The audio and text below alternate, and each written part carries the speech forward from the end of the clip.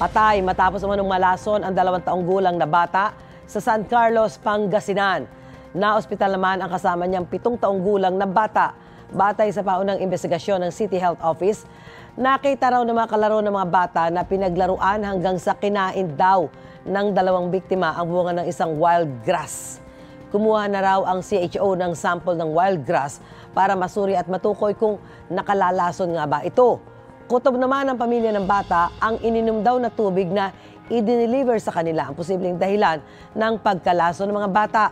Nagsuka raw kasi ang mga biktima pagkatapos uminom. Sa pagharap sa pamilya ng mga biktima, iginiit ng manager ng water refilling station na malinis ang kanilang tubig at dumaan ito sa water test. Sabi rin ng CHO, regular ang water testing sa lahat ng water refilling station sa lungsod. Gayunman, susuriin pa rin daw nila ang sample ng tubig para sa investigasyon.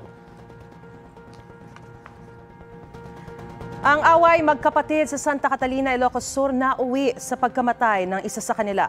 Ang ugat umano ng alitan, isang nawawalang solar light na hinahanap ni Elmer Tomas sa kuya niyang si Chris. Kwento ni Elmer, humiga na siya para matulog pero dinuro-duro pa umano siya ni Chris. Nang tumayo raw siya para lumabas, sinalubong siya ni Chris kaya naitulak daw niya ang kapatid. Bumagsak palabas ng bahay si Chris at doon na nabagok ang kanyang ulo. Dinala pa siya sa ospital pero idineklarang dead on arrival. Hindi na ipina-autopsy ng pamilya ang bangkay ni Chris. Sabi ng pulisya, hindi rin interesado ang pamilya na kasuhan si Elmer.